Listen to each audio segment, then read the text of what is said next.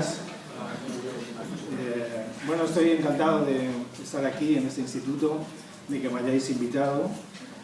Muchísimas gracias por tus palabras, muchas gracias al departamento de castellano, a Jacinta, que me llamó entusiasmada para invitarme hace ya muchos meses.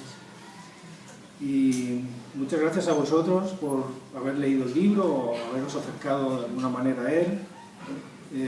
Yo efectivamente soy el que ha escrito el libro. Ahora también os voy a decir que no lo sé todo sobre el libro, de manera que no esperéis de mí que os pueda iluminar en todos los aspectos, porque el hecho de que yo haya escrito el libro no quiere decir que yo sepa todo lo que ocurre en este libro. Vosotros como lectores estoy seguro de que ahora mismo sabéis cosas sobre el libro que yo no sé. De hecho, durante los meses que han pasado desde que se publicó este libro, que ya casi es un año, he leído reseñas, críticas que han salido por aquí y por allá, en revistas, en diarios sobre el libro, y bueno, he leído cosas que dicen sobre el libro que yo no sabía, que realmente pues me parece bien. No me parece bien ni mal en realidad, no es una opinión, porque no se trata de estar a favor o en contra, salvo cuando se equivocan en algo, ¿no? Pero normalmente tratan de aportar alguna idea sobre su lectura y esa idea no tengo por qué yo conocerla, ¿no? Para mí es un descubrimiento.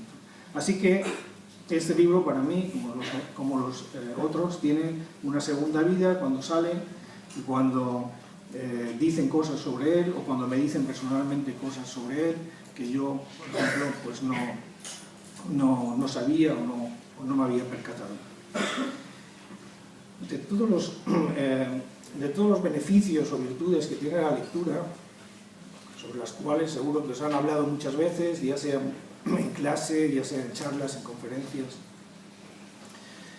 hay una que para mí es especialmente la que más me interesa, ¿no? Que es el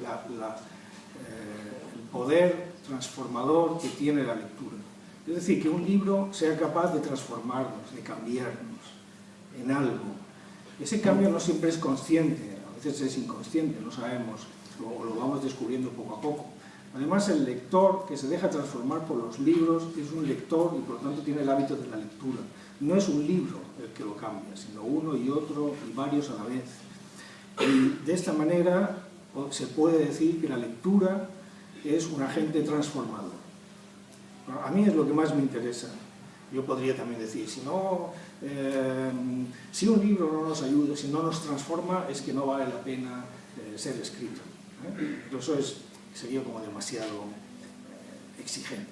Es decir, no pasa nada, también hay libros que no nos transforman y nos gustan, ¿no? En fin, no nos pasa nada cuando hemos acabado de leerlos, pero tampoco hace daño. Es decir, que tiene que haber un poco de toda clase, ¿no?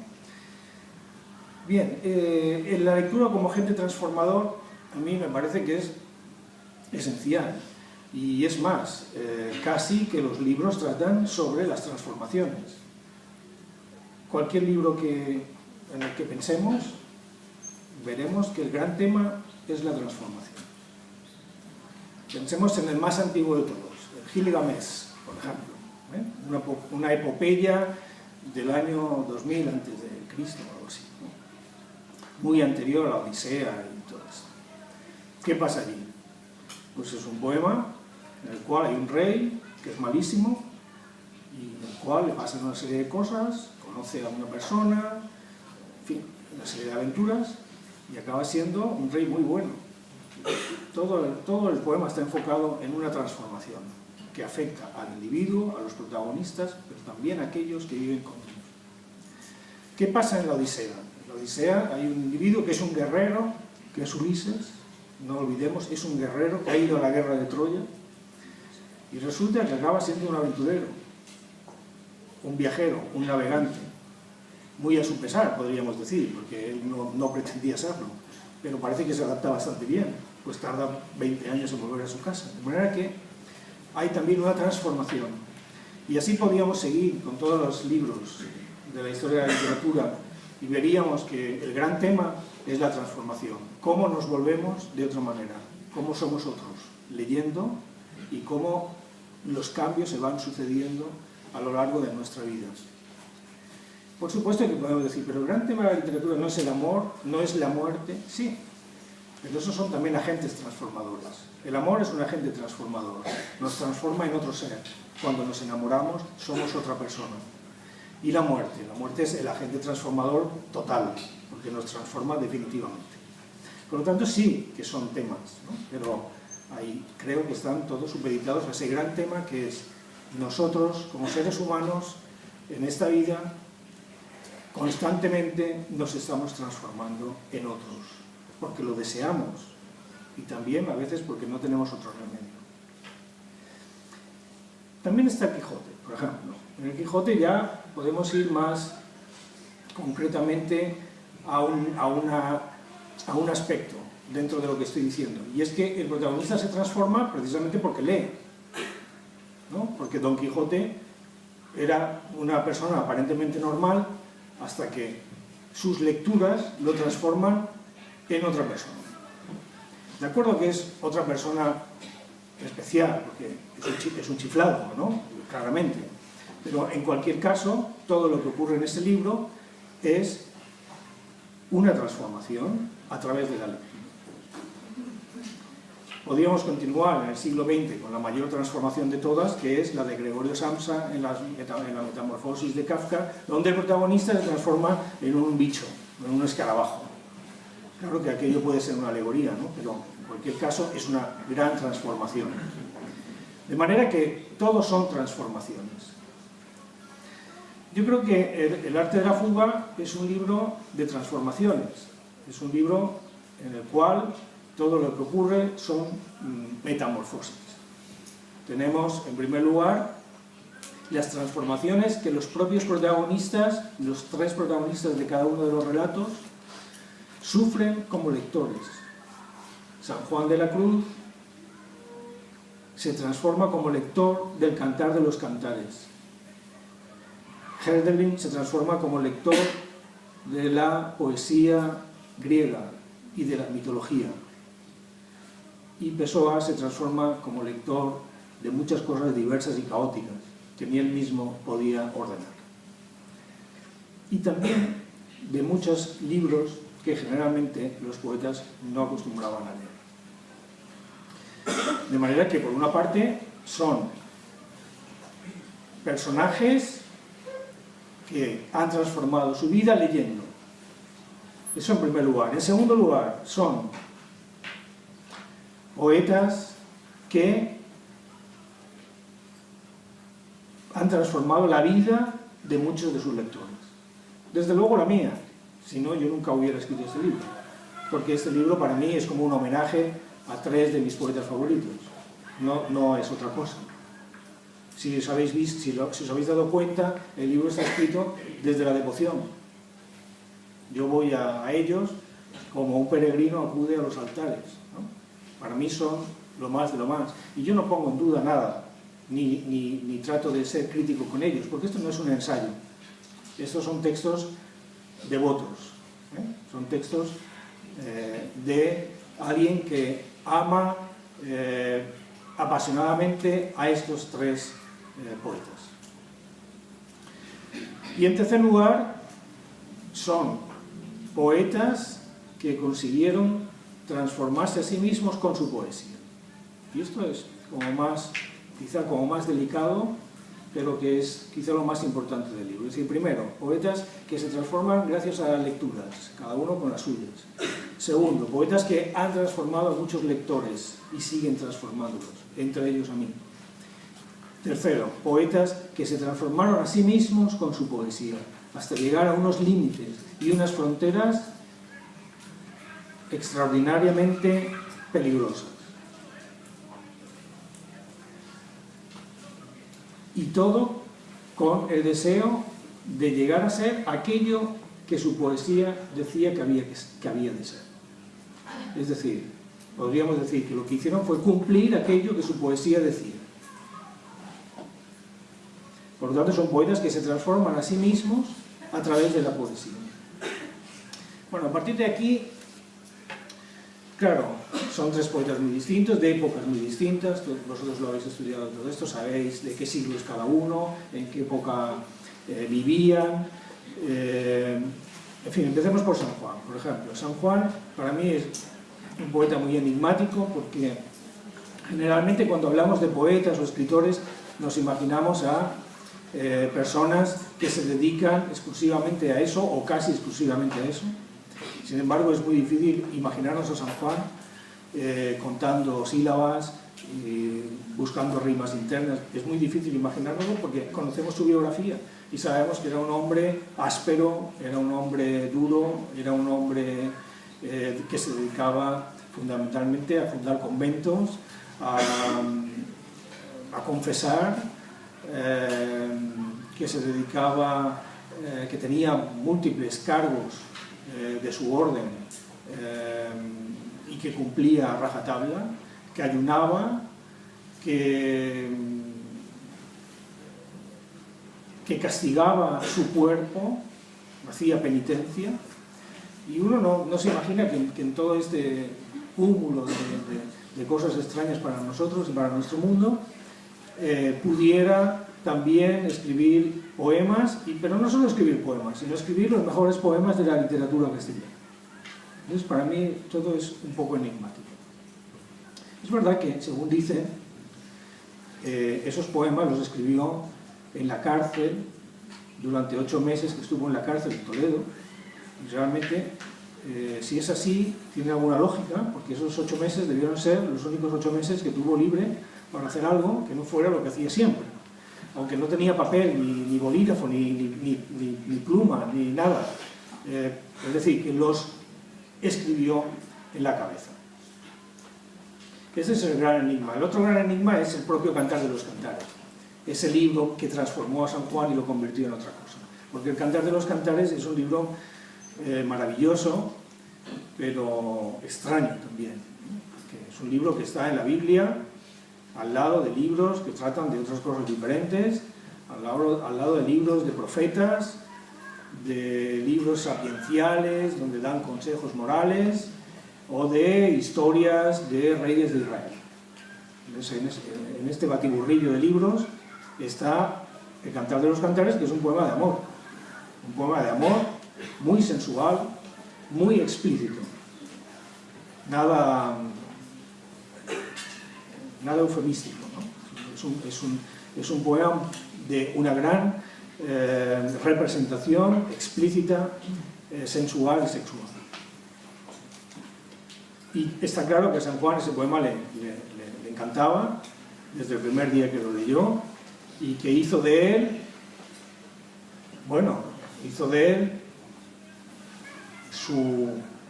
su sistema de pensamiento, su sistema de oración y su sistema de predicación, ¿no? Todo aquello que decía a los demás, que hablaba con los frailes, etc. Ahora bien, los poemas de San Juan de la Cruz son una perífrasis de este poema. No son una traducción, ni tampoco pretende ser una cosa diferente. En aquella época traducir el Cantar de los Cantares al castellano estaba prohibido. Su maestro, el poeta Fray Luis de León, que también debéis conocer, lo hizo, lo tradujo al castellano, fue a parar a la cárcel.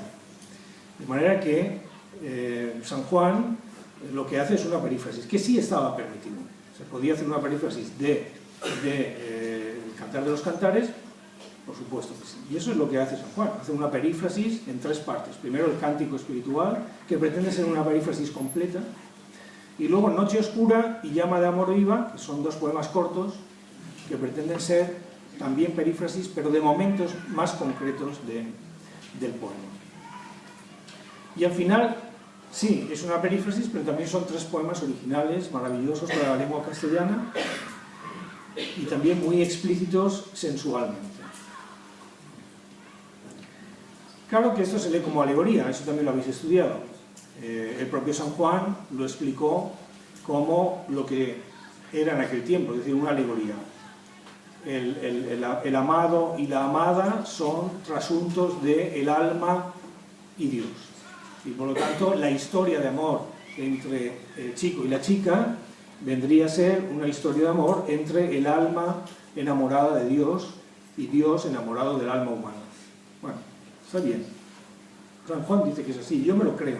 Yo tenía un profesor que decía, no, pero vosotros no lo creáis. ¿Y por qué no? Si lo dice el poeta, tampoco tenemos por qué ser más listos que el poeta y decir, pues no, no. Bueno, pues puede que sí, ¿no? Claro, él pensaba que era la lectura correcta. Pero nosotros ahora lo podemos leer de las dos maneras. Podemos leerlo como una alegoría religiosa y podemos leerlo como un poema de amor humano. Ya está. Como poema de amor humano, además, es extraordinario porque cambia toda la poesía del siglo XVI. Vosotros habéis leído a Garcilaso y todos estos poemas, todos estos poetas maravillosos que vienen del petrarquismo, del amor cortés, y siempre todo es lo mismo, ¿no? Un poeta torturado, un hombre torturado porque la dama no le hace caso y ella, cuyo retrato siempre es el mismo, parece siempre la misma mujer, ¿verdad? Siempre es rubia, etc. Y por supuesto ese amor no llega nunca a nada. No llega nunca. En cambio, los poemas de San Juan, claro que llegan a todo lo imaginable. De manera que como poemas de amor humano, los poemas de San Juan en el siglo XVI representan, bueno, un salto al abismo y algo completamente nuevo. En el caso de Hölderlin, la lectura es todo lo relacionado con el mundo antiguo, los dioses griegos, la mitología y sobre todo un gran poeta, Píndaro. Hölderlin lee y relee constantemente esos libros, esas traducciones. Él mismo hacía traducciones del griego directamente y según sus contemporáneos eran unas traducciones complicadas y casi un galimatías, pero en cualquier caso leía directamente del griego todos esos poemas, y lo que transforma a Hölderlin en otra persona es el mundo antiguo, el mundo griego antiguo, la mitología, la poesía de Píndaro, y transforma a Hölderlin en un poeta que no tiene nada que ver con los poetas de su tiempo y que aspira a cosas totalmente diferentes. Y en el caso de Pessoa, sus lecturas son mucho más dispersas. No sabemos muy bien qué cosas leía Pessoa. Desde luego leía a los grandes poetas portugueses, a los cuales dice que quiere parecerse, pero en realidad no quiere parecerse. Y luego también lee a los clásicos. Realmente las lecturas de Pessoa son muy complicadas y él vemos siempre la gran contradicción de lo que le gusta y no le gusta, lo que cree que hay que leer y no, y desde el principio vemos que es un lector contradictorio y esa contradicción la va llevando al extremo hasta el punto de que quiere ser varios poetas a la vez y completamente distintos entre sí, y eso hace que finalmente le ocurra todo lo que explico en el libro, ¿no? que se vuelve múltiple y que acaba creando poetas que entre ellos son diferentes y completamente opuestos incluso, ¿no? ¿Qué han aprendido cada uno de sus lecturas? ¿En qué los ha transformado? En el caso de Pessoa vemos que lo que aprende es la multiplicidad, y Pessoa lo que se propone es que su identidad no esté solo en un solo ser, que su identidad se manifieste de manera múltiple en personajes, que cada cual tiene además sus propias ideas y que son opuestos entre sí. Y entonces crea eso que se llama los heterónimos, que son poetas, cada uno diferente, pero que todos obviamente son el propio Pessoa. En el caso de San Juan creo que